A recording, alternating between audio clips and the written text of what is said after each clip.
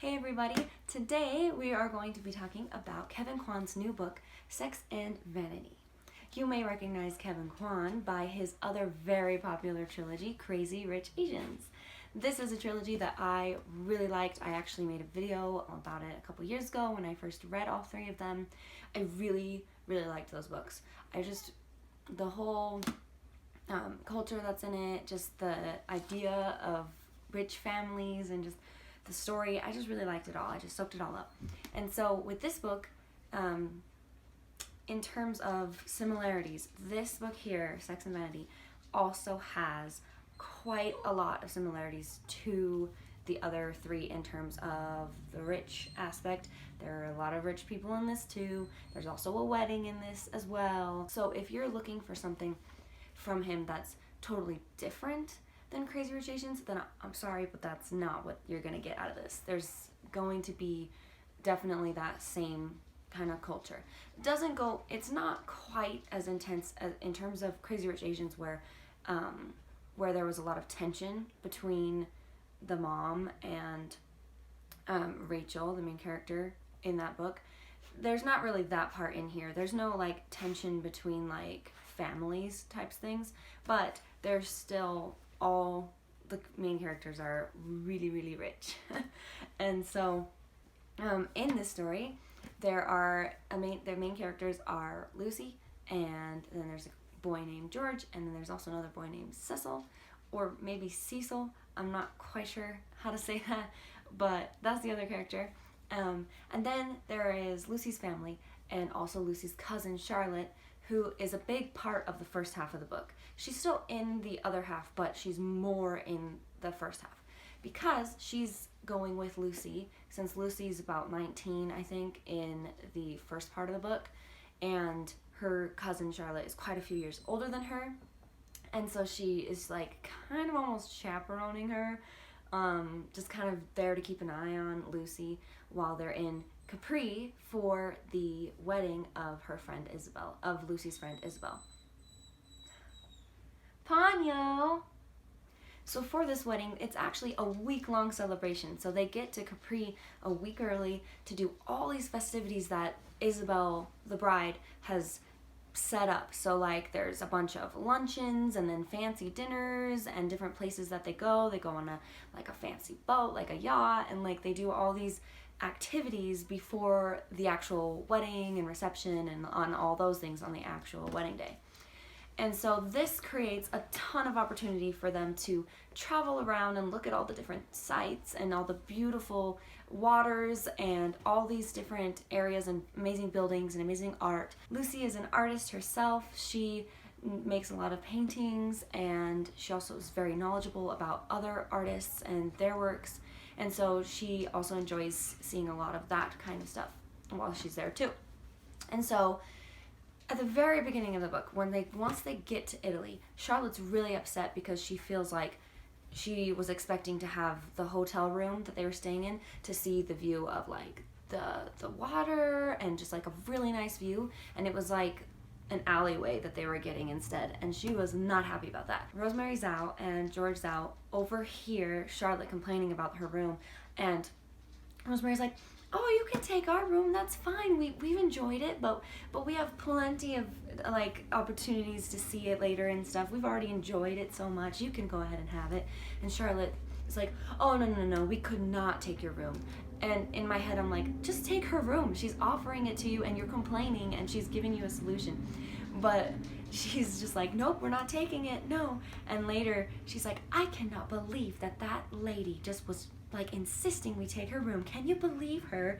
I'm just like, it's just so silly, like the way that people can take certain things. Like she took this as like an insult that this lady that she didn't know was trying to do a nice thing for her. Like, "Oh no, there must be strings attached to this," or why would she do that for a stranger? That's not cool. But really, Rosemary, the more we learn about her, she's kind of out there. She's a little different, but she's really quite like genuine hearted and doesn't like worry about that kind of stuff. She's just being nice to be nice. There's no ulterior motive for her. But eventually they get that room, while is happening, Lucy notices George, and again, George, not someone she's typically like her type. She lives in New York, and so she is like, her type of guy isn't really like George, basically. And so she's having like this internal battle with herself, like, why am I attracted to him? He's annoying. He seems totally like, Payo. Anyway, she's like fighting against the fact that she's attracted to him, and she keeps trying to say that she's not when she clearly is, and that gets kind of annoying because you're like, come on, like, just get over it. What's wrong with you being attracted to this person? Just, it's the truth. Just be attracted to them, because that's what you are, is attracted to them. But they have multiple run-ins, and it's like, how does this keep happening? Why do I keep running into this person that I don't like, even though I actually kind of do? And so some intense things happen between the two of them right at the end of the Capri wedding extravaganza trip, and that is where the book stops and jumps 5 years later. And I'm like, what? It's like, I wanted to know what was going to be happening with her and George, and then boom, 5 years later, and George is like not in the picture, or so we think. He does make another appearance again, but for a little bit we are introduced to Cecil, and this is a man that's come from new money, as they call it, and so he's rich, and he plans this huge like dance mob type crazy proposal thing for Lucy, and so they're engaged now. And so the rest of the book goes through getting to know him, getting to know their environment in New York now, and how they met, and planning for like the wedding and all these things. And then in comes Rosemary and George. They just happen to be coming around the area and are staying, and so now, and then it turns out that he's like, George is like, gets along well with Freddie, and so they like hang out. So then Lucy's seeing him more often, and she's like, this is my past, this was Capri, like, has nothing to do with my time now, which of course is not true, because Lucy and George end up talking again. They end up being in the same yoga class at one point, and things continue to develop in their stories together, and ultimately the ending happens. Ponyo! Stop!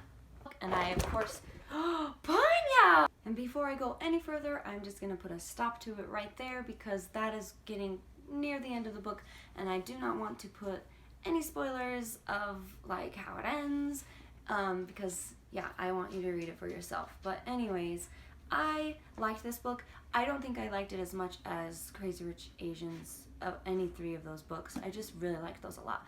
But this one, as a standalone, I believe it's a standalone, I liked it. I did enjoy it. I did get frustrated sometimes with the main character Lucy, in the terms of her just not owning her feelings and just liking him, and just not getting so in her head about it. At times that was a little like frustrating, because you just want her to just open her eyes and let go and just be and just enjoy and feel what she wants to feel. Yeah.